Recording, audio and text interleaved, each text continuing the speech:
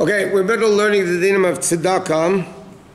So the last we were discussing about not giving more than 20%, and we learned that that's only the mitzvah tzedakah, but to get forgiveness for sins, you can give more and so on.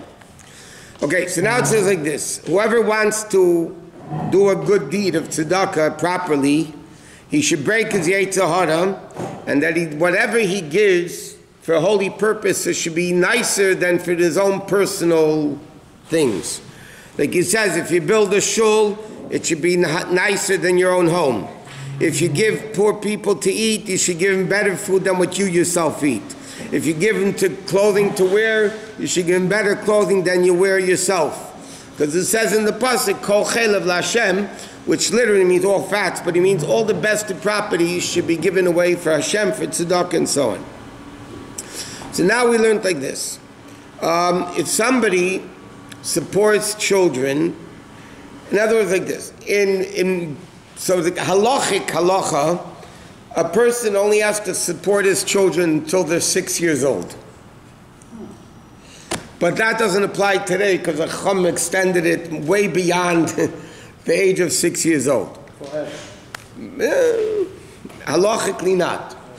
No, halachically is not forever, but I'll give you an example. There's everybody's asking this question today. When I pay tuition for my kids in yeshiva or cheder or day school, can that be counted as tzedakah money? Because I'm giving it to an institution. So to premise it with understanding of the halacha is like this. Anything you're obligated to do, you cannot take from tzedakah money. For instance, you need to buy a pair of tefillin. You can't say, well, okay, it's tzedakah. I'm going to take $1,000 and I'm going to buy a pair of tefillin. It's from my tzedakah money. Why not? Because it's your obligation. If it's your obligation, you cannot take it from tzedakah. Tzedakah means you're giving above and beyond your obligation. Now, when it comes to teaching children Torah, there's a halachic obligation. V'shinamtem levanecha, the Torah says a father is obligated to teach his child Torah. It's an obligation of the father. But today, you can't have fathers teaching children for many, many, many reasons. So now, we basically hire, i.e., send a kid to school to do my job. My job is to teach my child Torah. So therefore, technically, tuition, which is the father's obligation, cannot come from tzedakah money. Now, the question is, does that apply to girls? Because a father doesn't have a halachic obligation to teach his girl Torah. It's only said, v'shinantam levanecha. You have to teach your sons. So there's a big machlekes in halacha if nowadays you're able to use tzedakah money for tuition for daughters. Many poskim, it's mashma like that from the Alter Rebbe also, that you're not allowed to. Why? Because granted, a father doesn't have an obligation to teach his daughter Torah, but he has an obligation to make sure she knows how to live like a proper Jewish girl. So in Europe, let's say in the shtetl or in the time of the Gemara, how did girls, there was no thing as Jewish schools, and until 200 years ago, until Sarah Schneerer made girls' schools, there were no girls' schools, Jewish girls' schools. So where did a girl learn everything she needed to know? She learned at home from the mother, from the grandmother, from the baba. So the mother and the grandmother basically at home taught the girls everything they know. Today that doesn't work because the girls are not girls are not learning from the mothers what to do. So therefore, technically there is an obligation on the father to make sure his daughter learns what's right. And that's not done at home. So again, it's done in school. So if it's done in school, then again, it's an obligation that he has. So the question is, can you deduct it from tzedakah? But technically, there are ways of, like everything in Judaism when it comes to money, there are ways of getting around it. One way is, I pay your tuition and you pay my tuition. Now, I'm not, it's brought down in halacha. I'm not obligated to teach your children Torah. So therefore, if I pay your children's tuition, I'm giving tzedakah. You're not obligated to teach my children's Torah. So therefore, if you pay me, it says giving tzedakah. That's one way of doing it. Not too many people do that though. Another way of doing it is, let's say, halavai, but let's say, just for argument's sake, tuition is $5,000 a year. A year? A month? A day. I mean, I'm saying, that's what I said. Just for instance. Just understand the point. So let's say tuition is $5,000. I come to the school and say, listen, I'm going to give you the $5,000 tuition. It's not going to be a tax deductible thing. But I'm making up at the school, let's say $2,500 is tzedakah, and $2,500 is tuition. Then if the school accepts it, I can count $2,500 for tzedakah. You can't make $4,999 tzedakah and $1 tuition. I mean, that doesn't work. But, you know, you have to figure a normal amount that sometimes they give such big scholarships. So then, technically, it's another way of doing it. But I'll tell you another little secret. Technically, in halacha, it says, "Veidaitam levanecha v'livnei vanecha." You have to teach your children and your grandchildren. So according to Shulchan Aruch, by the way, if a father can't or doesn't want to pay tuition, the obligation is on the grandfather to pay it. Then the grandfather has an obligation to pay it. But now the question is, but now that the grandfather is paying it, can he use that for tzedakah because it's not his own kid? But again, if it's his obligation to do it, then maybe you can't. It's another issue in halacha that has to be. Usually they make it that if the grandparents give the tuition, they conduct it from tzedakah money. But if somebody, let's say, not learning Torah, let's say you have a teenage kid that you're supporting. Technically, you buy him clothes, you give him food, you give, they're in a apartment somewhere, you know, in a school, whatever. So that halachically could be counted as tzedakah money because again, they're over 6 and you don't have a halachic obligation to take care of them. So a teenager would be able to be deducted from but not tuition. You know, tuition is still a chiyuv on the father to teach the child until they get married. So that's an obligation the father has regardless. So that you can never get rid of tuition. But other things you would be able to get out of it. How about me, Rabbi? We'll discuss you later. In China. Okay. Now, not only that, but halachically, it says in the pasuk, "Mipsarcha tesalem." So the obligation of tzedakah, there's a certain order in tzedakah. In Shechnot, there's an order. Like which poor people come first.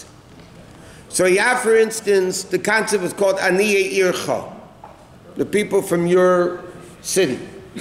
Then you have Aniyei Eretz Yisrael. The poor people in Eretz Yisrael have precedence over other poor people. Not necessarily a city, that's different opinions in halacha. But you have, let's say, so halachically family comes first. Let's say your family needs, parents need support, the children need support. I'm talking about married, or parent, the people's parents are old already and they don't work, whatever, they need money. So then that obligation of tzedakah comes before any other obligation of tzedakah, because it's mamish family. And then you have the poor people of your own city, then people of Eretz Yisrael, and then other poor people. But nevertheless, it says that even though you're not, let's say somebody comes from New York to collect money, he says you don't have to give him a lot of money, but you have to give him something. There's another interesting question. You know, you always get these envelopes in the mail, appeals in the mail. So the poskim discussed, is that considered, we learned the other day, that if a poor person asks you for money, you're not allowed to turn him away, and you're not allowed to turn him away empty-handed. You have a positive mitzvah to give him, and a negative mitzvah, leisucha l'salim. You're not allowed to turn away from them. So the question is, if somebody comes to you and asks for money, so you don't have to give him a lot, but you have to give him something. So now the question is, these mailers that you get in the mail, are those considered like the guy's coming to you? Yeah. And What's that? huh? What's that? Oh, okay. I'm still old school. WhatsApp but that's the concept. Somebody else doesn't know who you are. You don't. They have your phone number and that's it. So then poskim write, there's no obligation that you have to answer all those letters with money. Because they're not asking you to send out a mass mailing, and they know people are not going to give. So it's not the same. What? What about phone calls? They ask you on the phone, that's more direct. So ideally then a person should try to do something. What? I don't hear. Institutions from back east and... Yeah, they call you so you can sit. Institution, you have to give every institution that asks you, or every poor person that asks you? The halacha of tzedakah isn't a poor person that asks you. Again, what? If it's one of those phone trees, not even a person, it's just a Robot. robot. It's called spam risk. So how do you know? Spam phone calls. How do you know if they are poor? I mean, a lot of people ask When they for ask money. you, when they come to you face to face. Yeah. Okay, so we discussed the other day, if we're not picky, God's not picky with us either. In other words, in simple English, if I start picking, oh, you deserve, you don't deserve, you know, then Hashem will do that with us. When we daven to Him, Hashem will say, well, let me see if you deserve it or not. You know, so if we're not picky and we just, whoever asks, we give. So then Hashem says, listen, you're a guy that whoever asks, you give to. There's a story with a student of the Magid. He came up after 120 years and the heavenly court, and they said to him, based on who you should be and who you were, you're going to Gehenna. You're not going to Gehenna, you have to go to Gehenna. So he said, I'm not going. So what do you mean you're not going? He said, I never made a major decision in my life without asking my Rebbe, the Magid. I never did anything in life without asking the Magid. I'm not going to Gehenna without the Magid telling me I can go. So Bais Din Shalmaila did a check on the guy. They have everything then computerized. They did a check to see if Taki he ever did anything without asking his Rebbe. And they came back, they said, no, there were everything he always asked his Rebbe. So therefore the heavenly court decided they're going to ask the Maggid if he should go to Gehenna or not. So they asked the Maggid said no. So he didn't go. So, what? In a situation where you're not sure if someone's Jewish or not, does the same thing apply? What can I tell you? There's no clear halacha about that. But again, if we're not picky, Hashem's not picky. Now, if you know a guy's going to use the money for drugs, then you're not allowed to give him. What people do, they'll buy him some food, you know, and they'll give him food instead, but they won't give him money. A lot of people giving them money is meaning more drugs, or more whatever. But the less we check when it comes to this, in the din of Purim, it says, Kol ha-preshut yad neisimle. Whoever sticks by Purim, it says, whoever sticks out their hand, you don't care, do it not. It is what it is. Now there is a din of Shulchan Aruch that mefanes and aniyai akum mipnei darkei shalom. In a city where Jews and Goyim live, there's a din in Shulchan Aruch, you do support non-Jewish poor people because of peace. You know, you're living in harmony with them, so you support them because it's the right, the menschliche thing to do. So even if you know a guy's a Goyim, they're asking, you should, you don't have to give him a lot, but I'm saying something should be given. What? So what if you're passing up a poor person, you know they're poor, you know if you hang out long enough they'll ask you, should you volunteer, should you offer it? You mean should give it before they ask? Do you want God to give us before we ask? Yes. Okay, so that's it. That's the answer to the question. Why does it say, the Gemara says in Bava Basra, but so then it's brought down Shulchan Aruch. In fact, that's our minig, the Rebbe brings out, it's our minig. The Gemara says, Rabbi Loza yoif pruta la'ani v'adan matzla. Rabbi Loza, before he davened, would give a poor person a coin for tzedakah, and then he davened. And he said, he quotes a pasuk, Gemara quotes a pasuk, Shanema ani b'tzedek echse panecha. It's a pasuk in Tillim, ani b'tzedek, we tell Hashem, I with tzedakah, echse panecha will see your face. So therefore, Rabbi Loza, he said, before I face Hashem to daven, right? So, Ani b'tzedek echse panecha, he used to give tzedakah before davening. Okay? And he didn't wait for the poor person to ask. In fact, it says that he's supposed to go look for, he used to go look for a poor person to give him. So again, when we give tzedakah before davening, again, it's the same concept. We want Hashem to give us, as it says in the pasuk, Terem yikra v'aniyana. Even before we call, Hashem answers us already. So again, the attitude of a person in giving, whatever it is, instead of taking, but giving, so the more we give, the more Hashem gives us. That's the bottom line. Hashem works mida connected mida, deed for deed. That explains a lot. Well, it's a fundamental aspect. In fact, while we're talking about tzedakah, many people have a minig. You know, a lot of Svardim have a minig. It's brought down in Kabbalah. It's not our minig, by the way. That in the middle of Vayivarach David, by L'cha Hashem Agdula over there, they give tzedakah. Huh? Oh. They give tzedakah at that time. You see, they go over to the pushka and put money in the pushka.